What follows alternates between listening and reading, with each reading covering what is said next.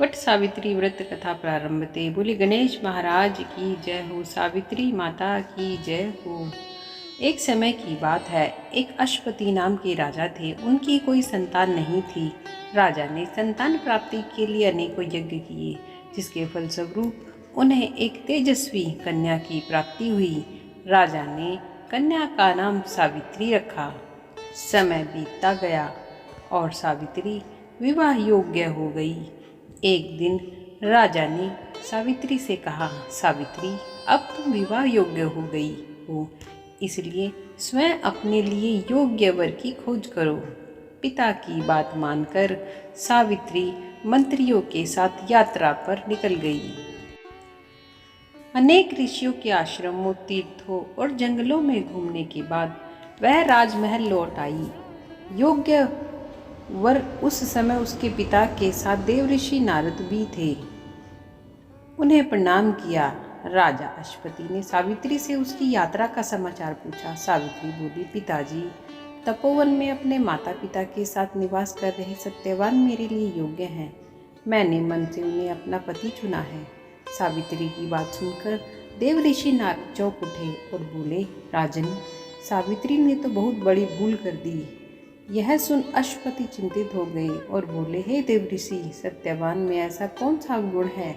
इस पर नारद जी ने कहा, राजन, सत्यवान के पिता शत्रुओं के द्वारा राज्य से वंचित कर दिए गए हैं। वह वन में तपस्वी जीवन व्यतीत कर रहे हैं और अपनी दृष्टि खो चुके हैं।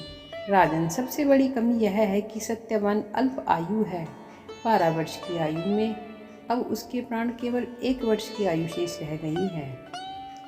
नारद जी की बात सुनकर अश्वपति ने सावित्री को समझाया कि वह किसी दूसरे उत्तम गुणों वाले पुरुष को अपने पति के रूप में चुन ले। सावित्री बोली, पिताजी, नारी अपने जीवन में केवल एक ही पति का वर्ण करती है। अब जो भी हो, मैं किसी दूसरे को अपने पति के रूप में स्वीकार नहीं कर सकती।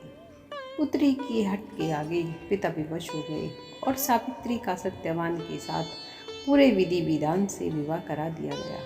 विवाह के पश्चात सावित्री अपने पति और सास ससुर के साथ वन में रहने लगी। जैसे जैसे समय बीतता जा रहा था, सावित्री के मन का भय बढ़ता जा रहा था।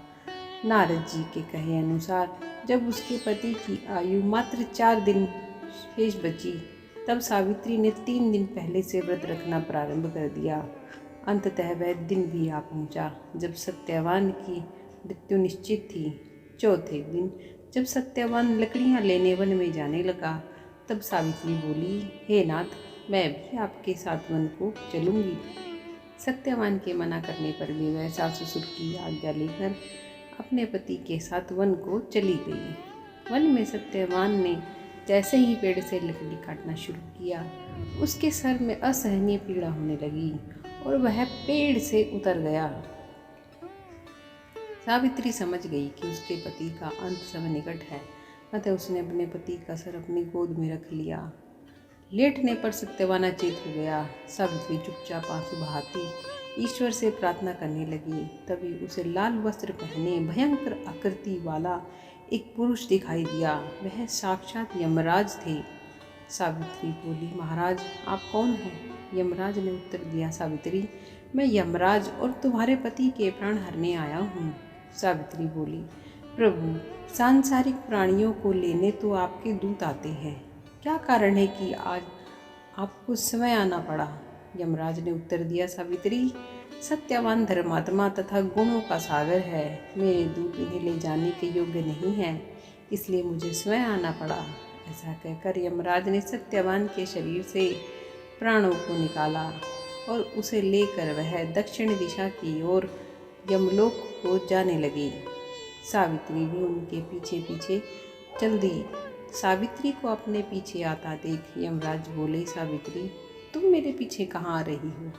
सावित्री बोली, मेरे पति जहाँ जाएंगे मैं वहीं जाऊंगी, यही मेरा धर्म है। यमराज के बहुत समझाने पर भी सावित्री नहीं मानी।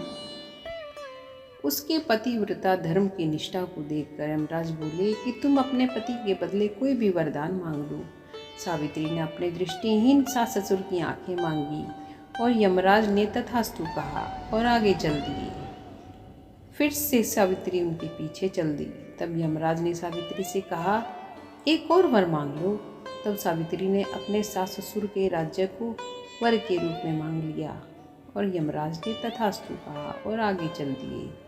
सावित्री फिर भी यमराज के पीछे चलने लगी। अब यमराज बोले, चलो एक वर और मांग लो। तब सावित्री ने अपने पिता के लिए 100 पुत्रों का वरदान मांगा। यमराज ने तथास्तु कहकर सावित्री को वापस लौटने को कहा, लेकिन सावित्री नहीं मानी और फिर उनके पीछे चल दी। अब यमराज बोले, सावित्री तुम मुझसे अपने पति के प्राणों के अलावा कोई भी वरदान मांग लो। तब सावित्री ने वर मांगा कि उसके सत्यवान से 100 पुत्र प्राप्त हों। इस बार भी यमराज तथास्तु कहकर आगे बढ़ने लगे, परंतु सावित्री फिर उनके पीछे चल दी। अब यमराज बोले, मैंने तुम्हें सभी मनवांछित वर दिए, अब तुम लौट जाओ।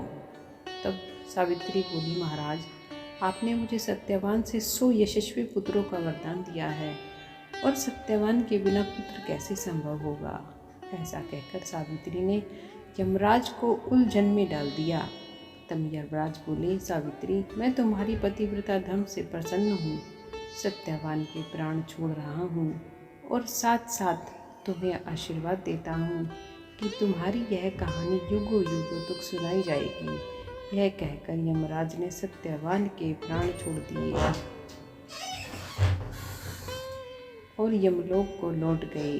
तब सत्यवान और सावित्री अपनी कुटिया में पहुँचे। वहाँ उनके माता पिता की आंखों की दृष्टि भी लौट आई थी और उन्हें अपना खोया हुआ राज्य पुनः मिल गया था। बोलिए सावित्री माता की जय हो, यम देवता की जय हो।